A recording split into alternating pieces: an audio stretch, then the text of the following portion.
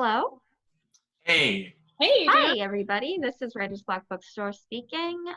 We are here. Thank you so much for coming today to our Saturday afternoon All-Star Special brought to you by Writers Block and, of course, the Winter Park Public Library. We're here today because we have two super exciting authors, Mr. Ponti and Ms. Taryn, who are here to talk about their new books. They're super cool, super exciting, and super mysterious, twisty, plot-filled, exciting books. So if anyone has any questions, feel free to go ahead and type them into the chat. We'll be more than happy to help you out with that. If you guys want to directly ask a question, you can also feel free to type it in. We really encourage you guys to ask pretty much everything, maybe except, the answer to the mysteries in their books. We encourage you to read them and find out. that's better. But Yeah, there you go. See? So if both of you would like to go ahead and just start off by introducing yourselves and, describing your newest books, although of course Writers Block Bookstore also has your previous books. Let's get the show on the road, everybody. All right. want James, to you go want to first, take it? Taryn? Oh, you want me to go? Okay. Yes. All right. Well, I'm Taryn Souders, and I live in Central Florida in a little town called Mount Dora. It's a small town. I love small towns. And speaking of small towns, that is the setting of my latest book, which is Coop Knows the Scoop. It's not set in Mount Dora, but it is set in a small town in Georgia. And the premise of this book is that the playground it's old, it needs a renovation. And so while all the old equipment is being torn out so that they can install a new playground, a skeleton is discovered. And the mystery is, okay, who is this skeleton? And once they've identified the remains, the whole town is pretty shocked because this person supposedly left town on their own accord many, many years ago. I mean, they even left a note, they packed a suitcase. So it comes as a huge shock that they didn't actually leave town. And then you have your pool of suspects. And of course, the number one suspect is my main character's grandparent. And that's no surprise. That's actually on the back cover. So I'm not giving anything away there. But Cooper now has this burden he feels that he's got to clear his grandfather's name. But the more he digs, the more he wonders, is his grandfather actually guilty? So you'll have to read to find out. And I have read it to find out, so I know the answer to that. But we'll talk about that in a moment. So my name is James Ponti. I have written City Spies, my most recent book. It's not the most recent one I've written. That's always the problem with this. You're always kind of a year out. So the most recent book I've written is City Spies 2. But City Spies is the story about 5 kids from around the world who've each kind of fallen through the cracks to different cultures. And they all wind up getting adopted by this British spy with the MI6 who goes by the name of Mother, even though he's a man. And Mother raises them along with another agent in an old manor house kind of castle place in the northeast coast of Scotland, and they become the ultimate secret weapon of British intelligence. This is a team of spies that no one could ever suspect who can go in where adults would stand out. So they're kind of like this sub little group that very few people in MI6 even know about. And it is really fun. It was fun to write, at least, and I hope it's fun to read. And like Taryn's book, it has clues and hints and misdirections and fake outs and action and, a great kid or a group of kids, in my case, at the heart of it all. And I have read James' book, and I can tell you it's amazing. And those of you in Florida know that it's on the Sunshine State list this year. So you definitely should read that one. So you actually, by law, have to read it, I believe. I'm not sure if that's the law. I could be misstating that, but I think maybe it's the law. It's implied. It's implied. It's implied. If you want good grades, if you want good grades, I know most of your teachers, and so right. Between us, Karen and I know a lot of your librarians. We do. We know a lot of librarians throughout the state of Florida, which is really a fun thing. Some of them I see up here, names popping up on this list. So Adriana, is there a certain pattern? Would you like us just to talk to each other? Do you want us to, or do we already have questions? Can we, certainly if anyone has questions, please whatever you'd like to know, we'd love to help you figure out.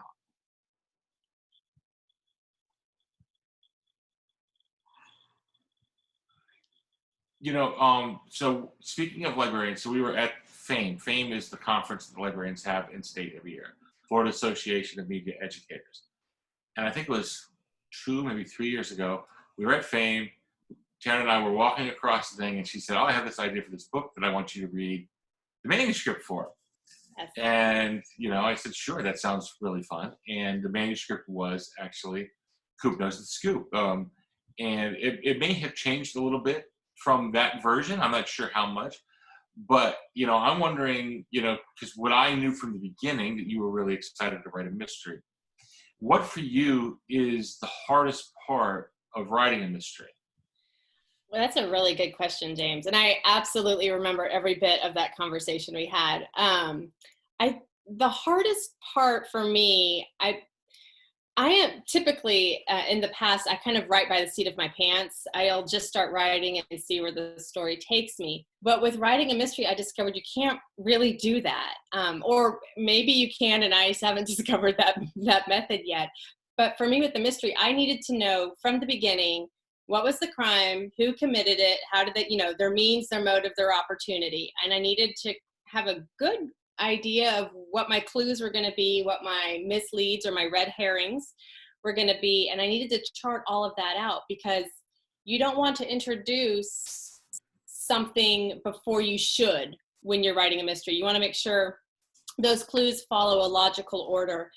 And I wanted to make sure that I didn't screw that up. So to me, that was the hard part. And I would keep running into problems. I have a tendency to make things very complicated. And I have we all do. Yeah. I think we all of us who choose this profession have that problem. I know. And I've come to kind of have this mantra where, the simplest method is usually the best method. And it's usually the right method. And even if you watch murder mysteries on TV, it's usually a pretty simple explanation for how things came about. Very rarely is it, complex and convoluted with all of these hoops you have to jump through. And so that to me was the difficult part of writing, is just making sure that I wasn't making it too complicated, that I wasn't overthinking it, and that all of my clues and characters and such were introduced in the right order.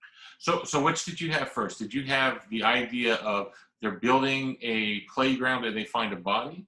Did you have the idea of, I want kids in a small town working on a case?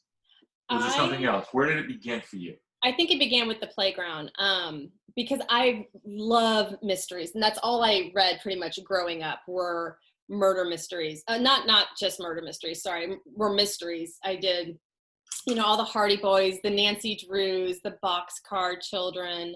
I would then, as I got older, I graduated into Agatha Christie and P.D. James. Just love mysteries. And I thought, gosh, it sure would be fun to try my hand at one. But I'm also a parent I have a young son, and I didn't really want to necessarily write anything that was gory, like a slasher thriller. Didn't really want to do that. And so I'm like, well, what can I do that's a murder mystery, but that isn't really gory and messy? And so I thought, oh, well, a skeleton. There's not a whole lot of gore there. And so I thought, well, what's a creepy place to put a skeleton?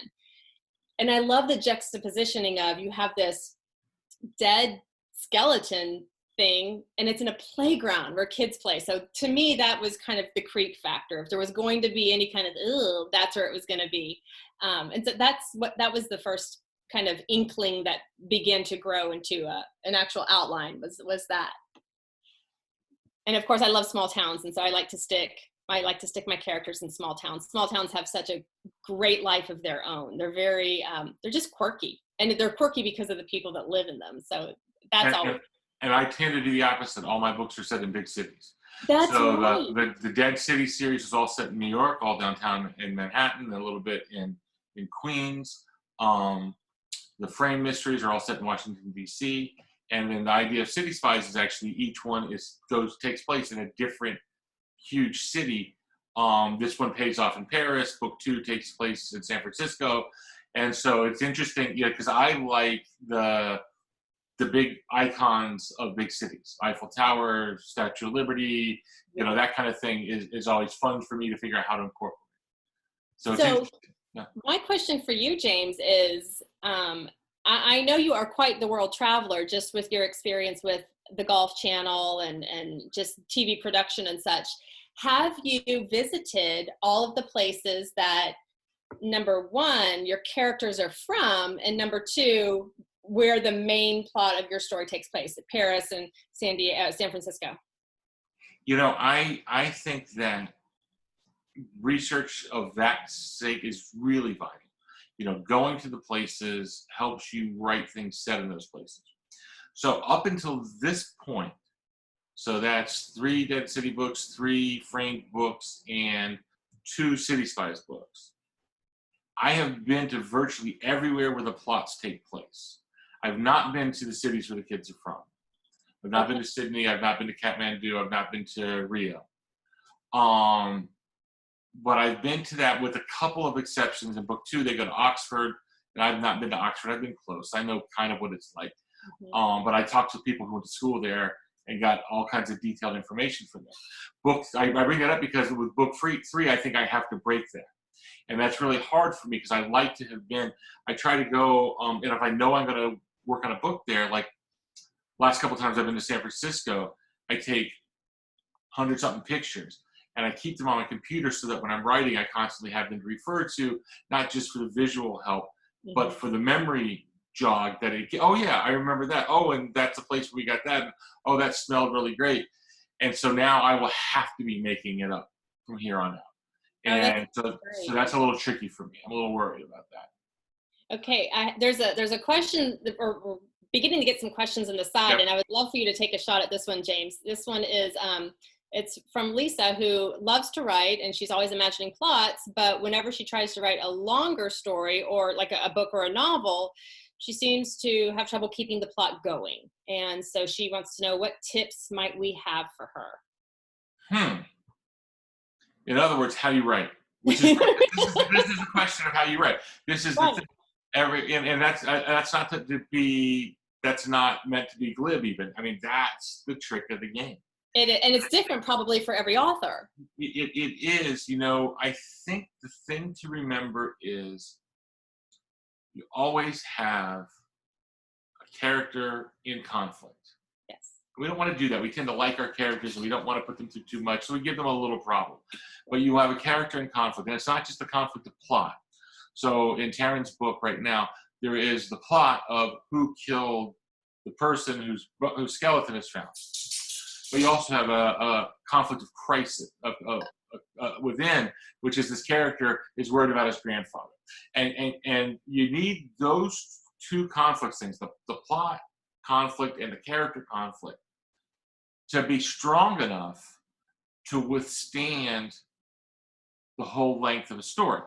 So the example I could give is, in the ancient days when I was growing up, we used to have these things, these balsa wood airplanes, and they'd have a propeller, and you'd have a long rubber band that ran the length of it, and you do the propeller, and you let go, and that propeller, if you wrapped it around enough, it would make the plane fly. If you wrap it around a whole lot, it would make the plane fly for a distance. And if you just did a little bit, it would just make it on so the wheels move. That tension of that propeller is what your conflict is. So I think the trick is you got to figure out how to wind it tight enough. Too tight, you begin to think what she was just talking about, which is overcomplicating things. But you got to think of that. And I do like to imagine transportation with plots. A lot of times I'll think of a car. You need to have enough gas in the car to go to the destination that you're trying to reach. And you need to decide, is this a highway trip? Is this a service road trip? But you're trying to get somewhere.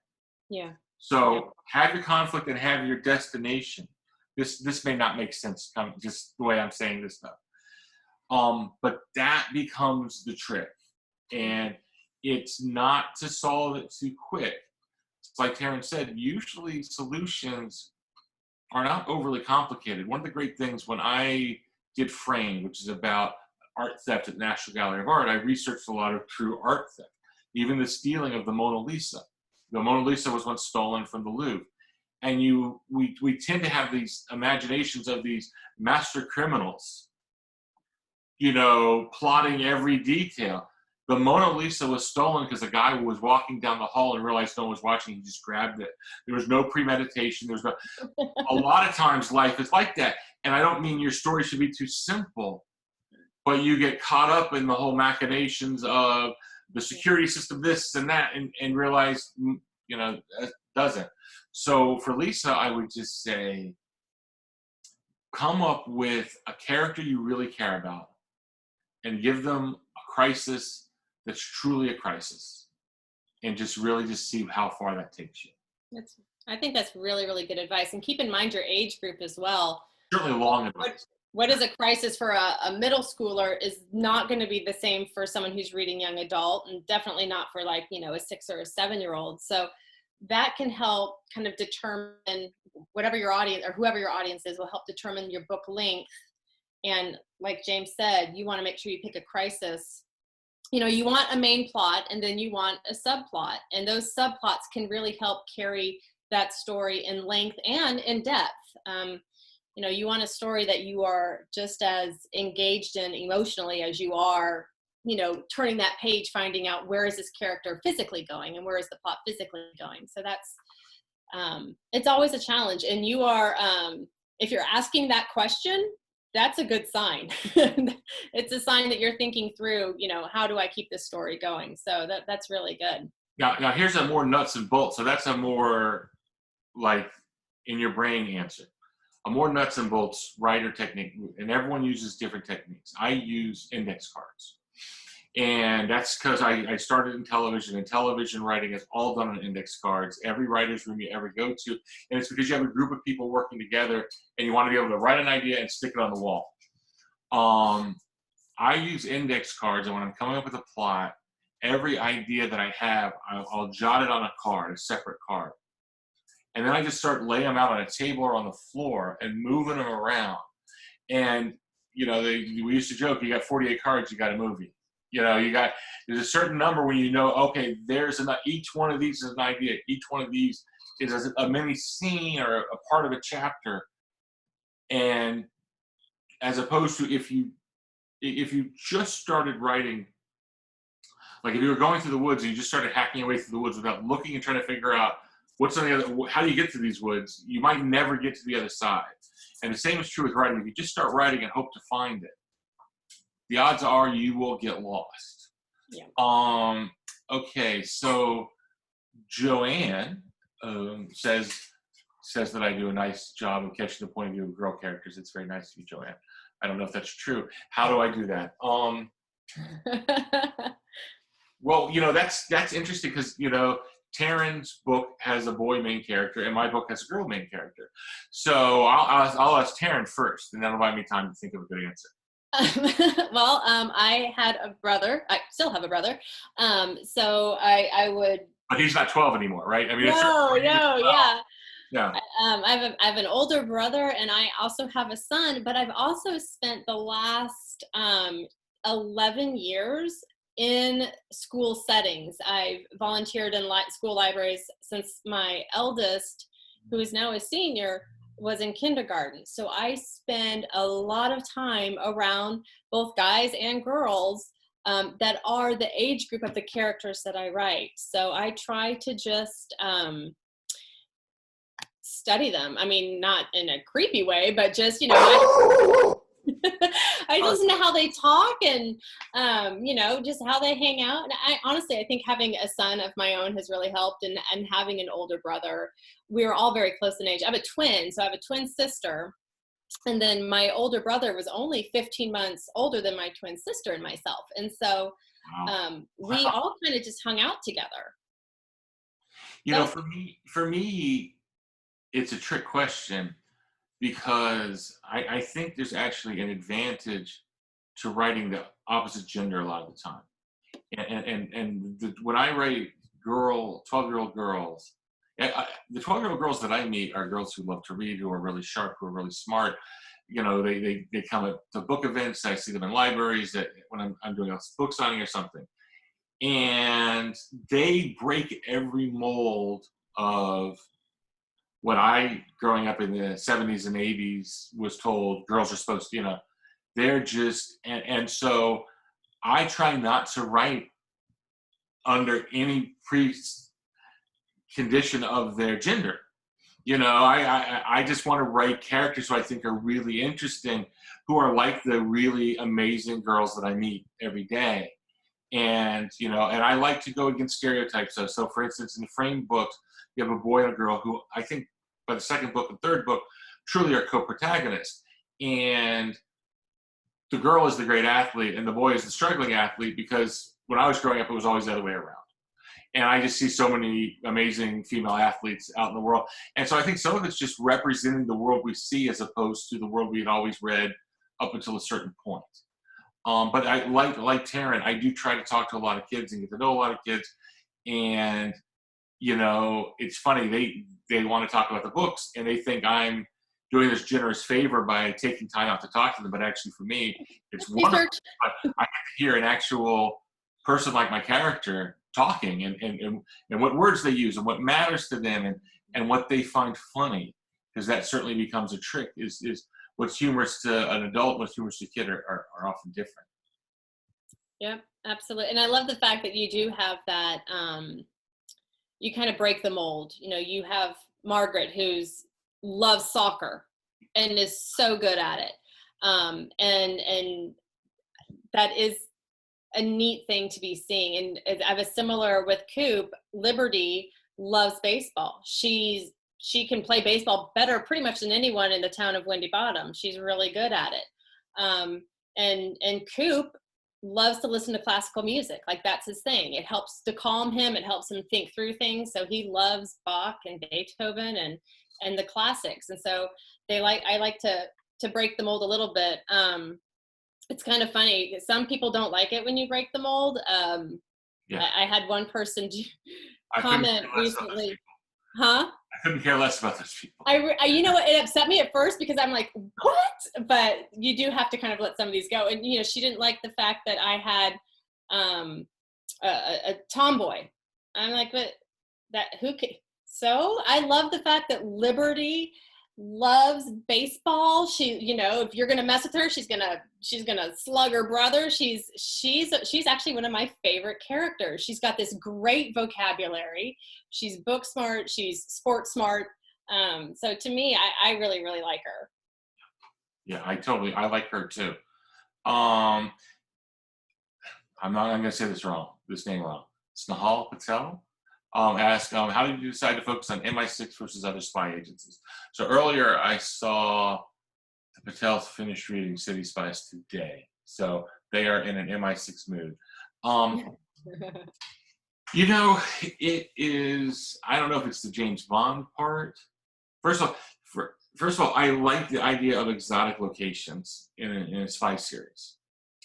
And so and I'd already written a book series that's set in Washington, D.C., and I'm still writing it. I'm hoping there's going to be more framed books. So I didn't, if it was going to be a CIA story, I'd be hitting the same area, and I want to not fall into that. And also Stuart Gibbs has a book about spy kids who are based in Virginia outside of D.C., and so I wanted something different, but I think more to the point, MI6 just felt more exotic, and it already moved the focus of the series from the U.S. to Europe. Mm-hmm. And that was more fun for me. I was born in Italy. I grew up in Florida, but I like having a European point of view some. And it's fun because they speak English, but it's still different. And so the readers hopefully are learning and being exposed to new and different things. 3 boys there, Sandil, Rohan, and Ricky, all big fans. Well, I love the Patel boys. How great is that? All right, so Elliot Ross says, Elliot, yes. I know she was, and Miss Willis is actually, she's one of the characters in the book. She got named after one of the characters. So she was a beta reader for me, so I stuck her in there. James, you're in there too. I don't know if you. I don't think I knew that. Yeah, you're a character. Yep. So that's super. Someone eating pie, no doubt. I'm sure it's one of the pie eaters. Oh, I have to remember. Oh my goodness. And I'm so glad to hear, James, that you're going to be doing some more framed books. That is exciting. Well, I don't know that I am. I want to. And so I just came up with an idea for book 4, and I'm sending my agent and editor a list of upcoming books that I'd like to write. And that's one of the ones in that. Excellent. Well, peer pressure on this end to. Yeah. Well, I would certainly like to do it again. But it's funny. So Miss Willis read to class, which makes me always think of reading aloud. That people experience these books different ways. Sometimes they experience them reading on a tablet. Sometimes they experience them the old-fashioned way, reading from a book. Sometimes they read them aloud as a family or in a classroom. Do you think that experience is different for you, for your books? I love read alouds, and I think mysteries are probably the best, honestly, to read aloud, particularly in a classroom setting, because in my head, if I had, my ideal, a teacher would be reading this aloud to their class, and they would be keeping, because I know in framed, they have like a bulletin board where they keep track of all the clues and their suspects and such. Right. And in Coop, they have, they call it a case closet because it's hidden inside a closet. I think it would be so cool for a teacher or a parent, anyone, to read this aloud, and as they come across something that they think is a clue or a suspect, to keep their own case board going to see if they can solve the crime along with the characters, or maybe even before the characters. So I love read alouds, particularly for mysteries, for that reason. I come from a TV background, like I said, and because of that, I am much more comfortable writing dialogue than I am in writing all the stuff in between the dialogue. Because I wrote scripts, and scripts are dialogue.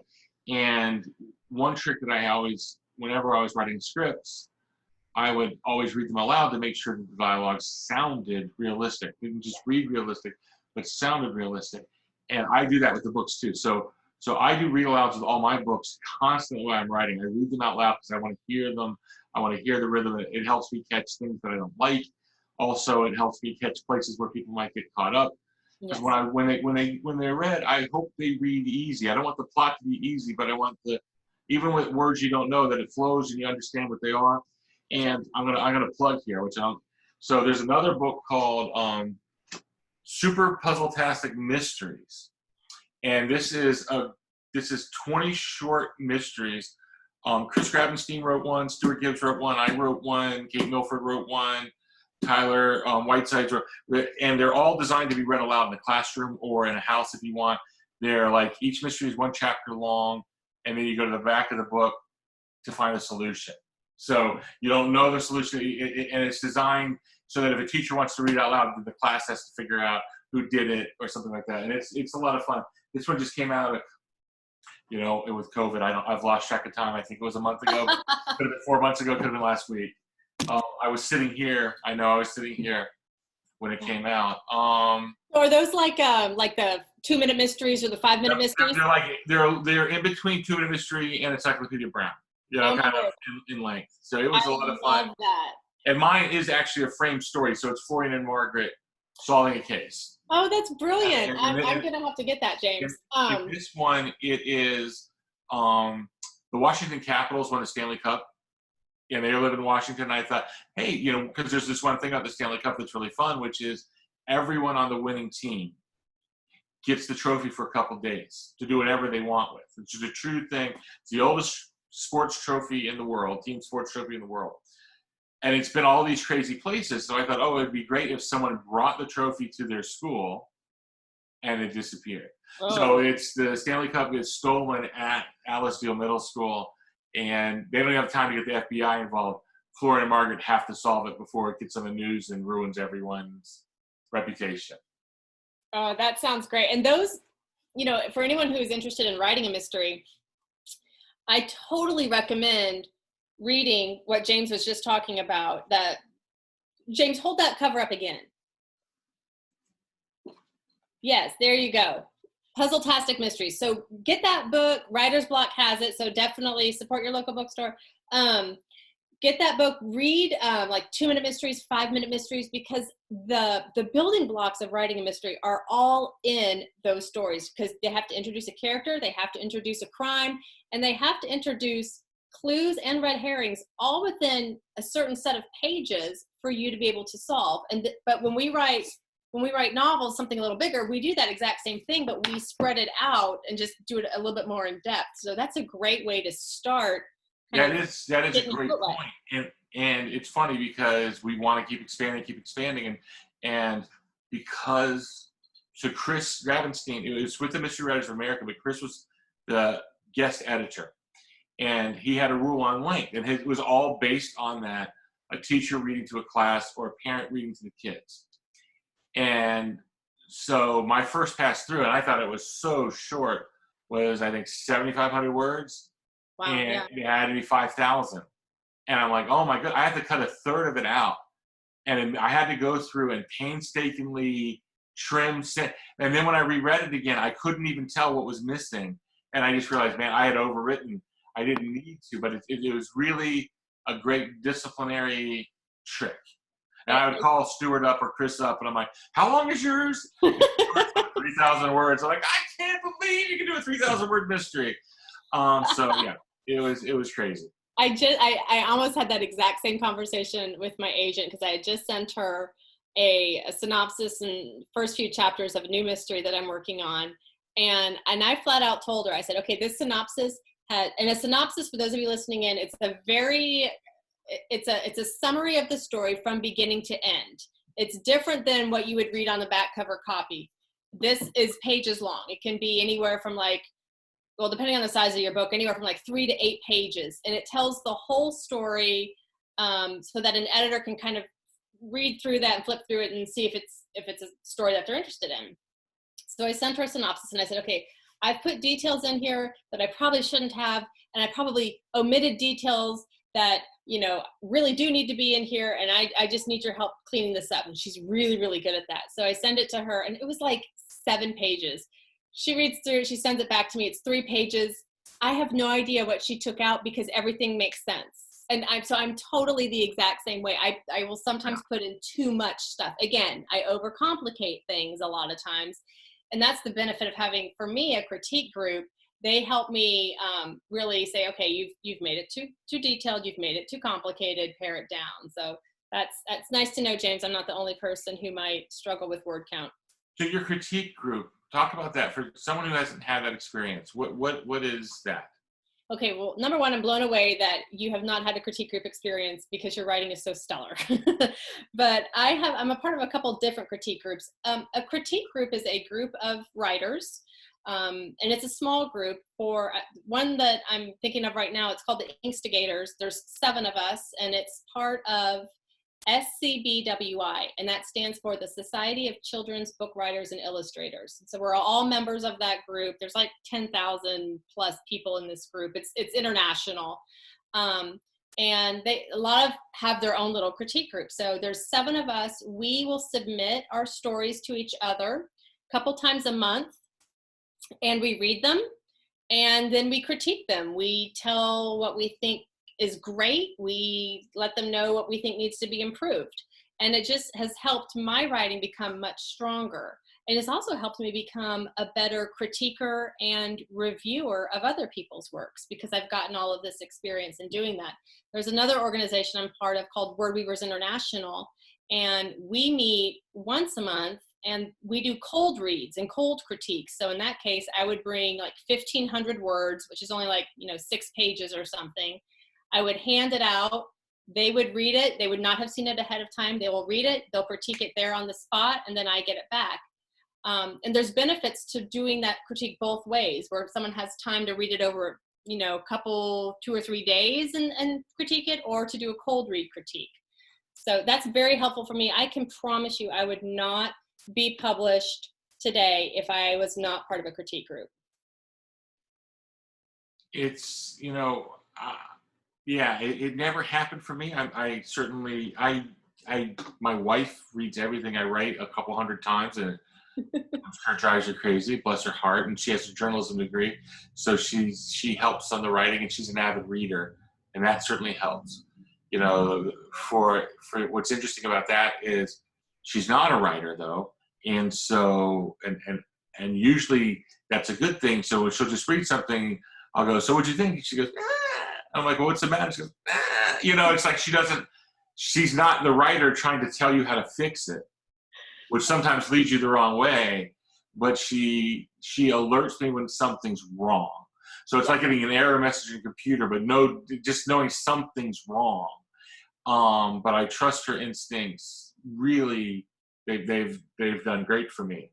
And you know, and then actually, I do sometimes find kids like in that those 12-year-old girls that are awesome, and I'll say, "Hey, read 100 pages of this. See what you think." Yep. An hour later, I'll get this really ripping critique of, "Well, I thought this was unbelievable, and this is no good, and blah blah blah," and it's wonderful.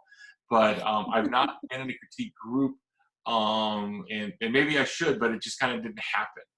You know, I never was part of SCBWI, and you know, I just one day thought I'd try to write a book and just didn't know better and tried to do it. And so, well, ignorance is bliss, right? And it worked. yeah, for you. ignorance is definitely bliss in my life. So Kristen likes the way you crafted the town, and that she would love to live in such a town. How did you do that? How did you come up with the setting of Windy Bottom? So Windy Bottom is a mix, and I'm glad this question came up because there was another question I wanted to circle back to that was earlier about Mount Dora. Windy Bottom is a mix of two small towns that I have lived in, Mount Dora and then Denton, Texas. And I love Denton. It's just a sweet little town, although it's a college town. University there too, right? There's two universities, yeah. So I'm sure it's outgrown its small town status, but its square, its little downtown square is charming and picturesque, and it's just beautiful. And so when I picture Windy Bottom, I was picturing mostly Denton with a little bit of Mount Dora sprinkled in. And I would have those two pictures. Actually, I had little aerial views taped on my office so I could look up and see where I was talking about. And I'd also drawn myself a map of what I wanted Windy Bottom to look like. And I wrote street names in, which is very helpful to me because if I have Comforted Souls funeral parlor on Elm Street in chapter 1, I need to make sure that it's not all of a sudden on Willow Street in chapter 2. And so having a map for me to constantly look at is very helpful. But I would just keep those pictures up there. And I go down to Mount Dora a lot and just walk around and visit with people. And that's one of the great things about small town life is that you usually run into people that you know. I was with a librarian friend of mine yesterday, and we were walking around downtown, and we had our masks on, and we're running into all sorts of people from school or just from the community, and it's great. And so that's what I love about small towns. You can't go anywhere without running into someone you know, which could also be a problem if you have a lot of deep, dark secrets, but luckily I don't. It's and then in writing the cities that I do, it's a different goal. It's like trying to create, but again, you're writing a fictional town. Right. I have always written in specific real places. And so I'm constantly worried about getting burned of someone saying, not that I'm going to be inconsistent in the manuscript, but someone saying, well, you had them ride the subway from so-and-so to so-and-so, and you can't do that. And so I have travel books and metro maps and pictures from every city where these things are set to try not to do that.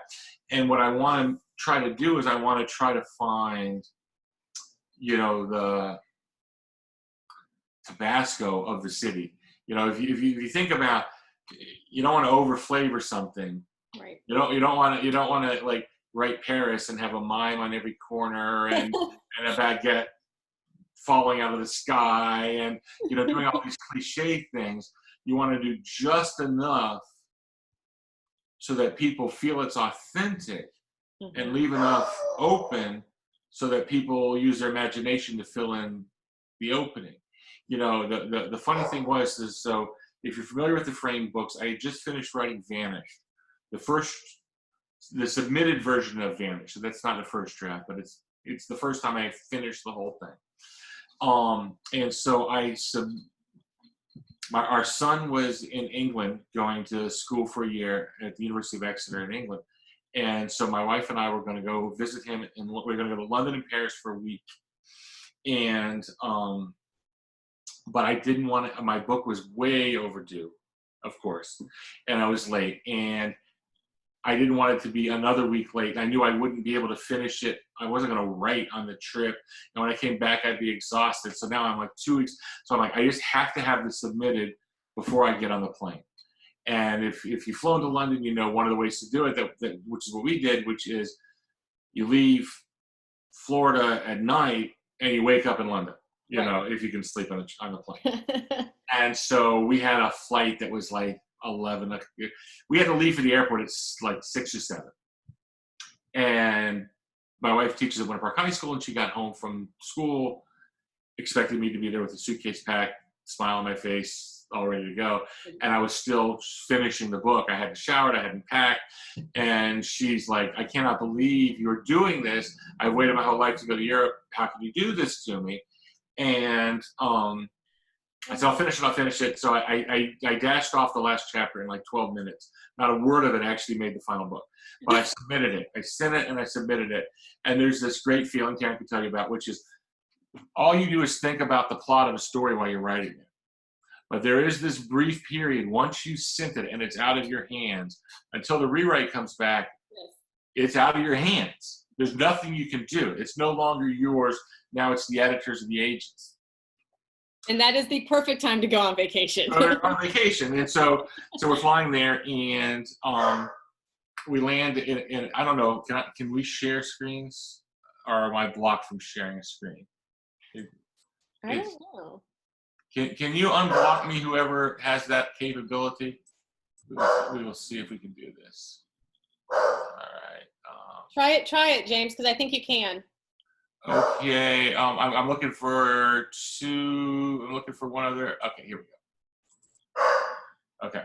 So here, I'm not great with computers. We've already established that. So this was me and my family about 20 hours after I finished writing Vanished, and that's Buckingham Palace in the background. Now, what you'll do is I'm wearing the same shirt practically. I only have like one shirt. You do have a uniform. I do have a uniform. You know what? It doesn't work for me, but I got it. I was already trying to think of the next book. I finished book 2. I got to figure out frame 3. So I can't turn that part of my brain off. That's always trying to come up with a plot. And since book 2 is done, so we're sitting there in front of Buckingham Palace, and we think, oh, Florian used to live in England. Maybe we can have book 3, Florian and Margaret go to London. Because we're having a great time. It's gorgeous, and it's a whole new setting of things. And if it's a plot, I even came up with the idea of the Sherlock Society is this national group of Sherlock Holmes enthusiasts that meets every year in England, and Florian's a member, and they're going at holidays, and Margaret travels along, and they get caught up in a mystery there. And then 2 days later, 3 days later, okay, let's see if we can do this.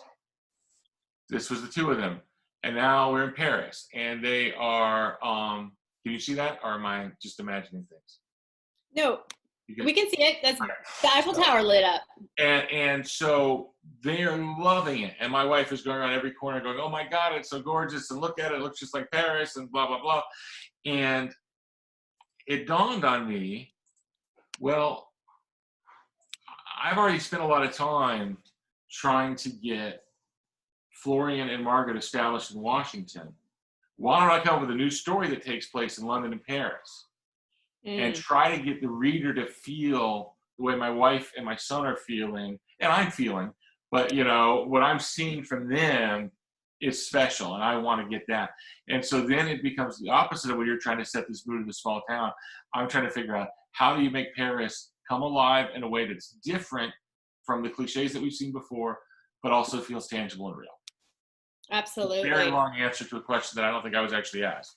But there we go. I love it. I love it. Kristen says that I got DC right. I travel to DC a ton. I've probably been there 50, 60 times. My brother lived there for a long time. My mom was from there. We would take our kids there on vacation, and I would go research there. It's such an easy trip, such a cheap flight to get up to DC that but I tried to research it really good. So for Vanished, it takes place someone disappears at the Kennedy Center for the Performing Arts. I got the Kennedy Center to take me around behind the scenes. The Library of Congress is key to Trapped. I got the Library of Congress to give us the most amazing tour ever of our lives. But I couldn't get the National Gallery to show me around because I think they knew I was going to have some steel painting and they didn't want to help me.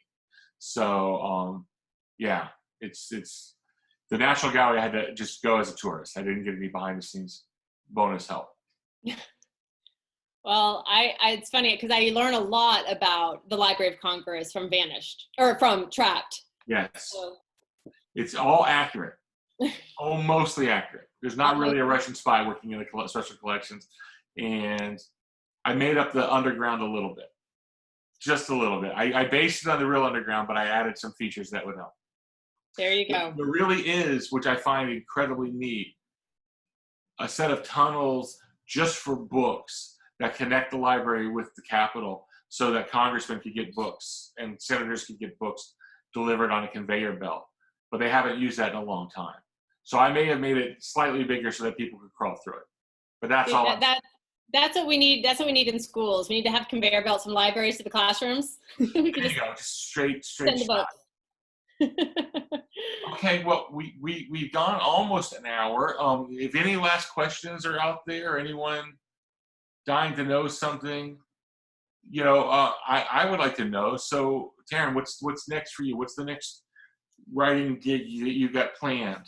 I am working on another mystery. At the moment, it's called the Radcliff Riddle. It is a treasure hunt mystery with an accidental murder thrown in. So that's what I'm working on. I'm hoping, my goal, I'm a slow writer. You spit books out pretty quickly. I'm really impressed with that. It takes me like 1.5 years to 2 years to write a story. My goal is to actually pick up the pace and finish this one this year.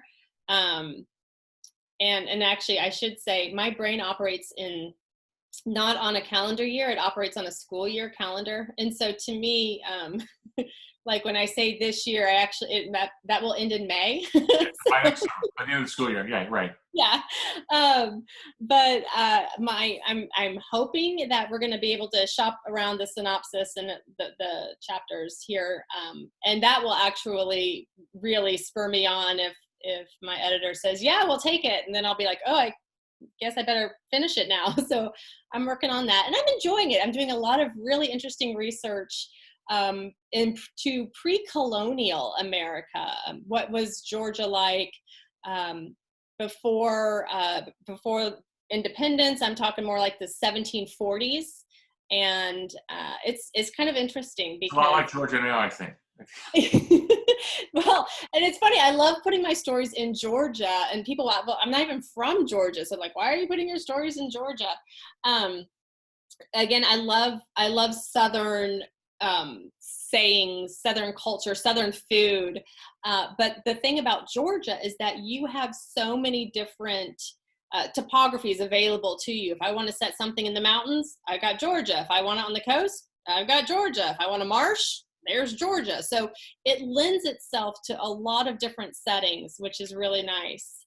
So that's kind of what I'm working on, and I'm enjoying it. The research for this is a lot of fun. How about you? Now you just turned in City Spies 2 is pretty much done. So City Spies 2 follows the case that goes to San Francisco. An MI6 agent has died on vacation of natural causes, but our guys don't think maybe they're natural causes. And there's also a mole loose inside MI6 that they have to track down. But it starts off with, so you're not supposed to read what people write in Goodreads or complaints that people have. But people complain that City Spies didn't have enough action up front. So it actually starts off with there's a school trip on a boat, like a scientific research boat, with students on it that gets kidnapped on the first paragraph. So we start with heavy action right from the beginning. And then I am about to start City Spies 3, but in the interim, I'm giving myself a month or two to come up with new ideas for what books, a series that would come after City Spies. My goal is to get to 2 books a year.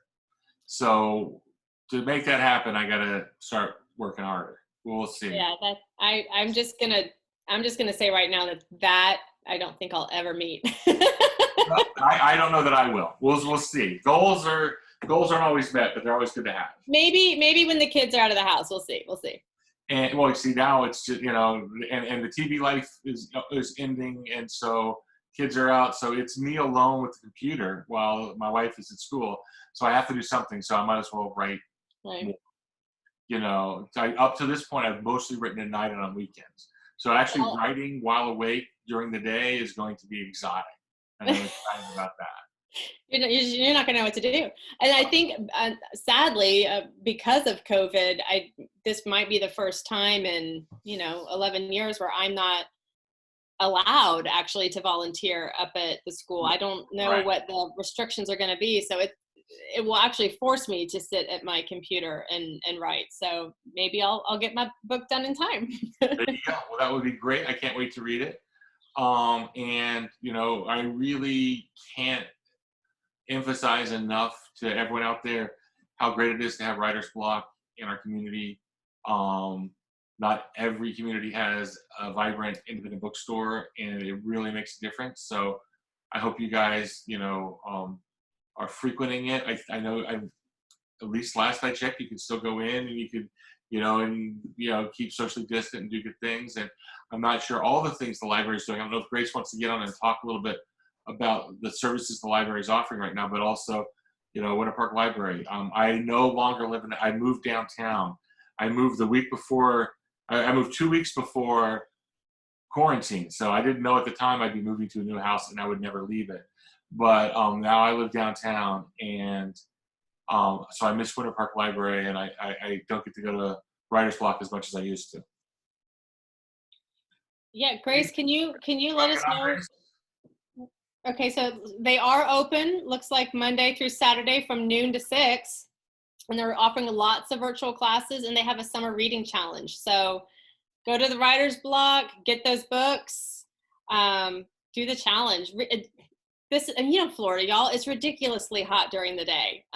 We come from a family of redheads. All 3 of my kids are gingers. And so for us to go out in the day, it's ridiculous. I mean, you can't. I mean, if we go out in the day, we're fried. So we save any kind of outdoor activity for the evening. So spend your day with a book in the air conditioning. Spend your day with our books. But you don't have to just read ours. There are a lot of good books I got there. But you should read ours. And like I said, I think it's kind of the law. I think you have to. So I'm actually breaking the law right now. It's a crazy time. It's definitely the law to choose it as your favorite when it comes to voting time in March. Though, no, Jake, I don't care about I know for sure. I don't care about that. I wanted to read them. All right, guys, thank you so very much for coming and joining us. And we look forward to seeing you at the next event. Absolutely.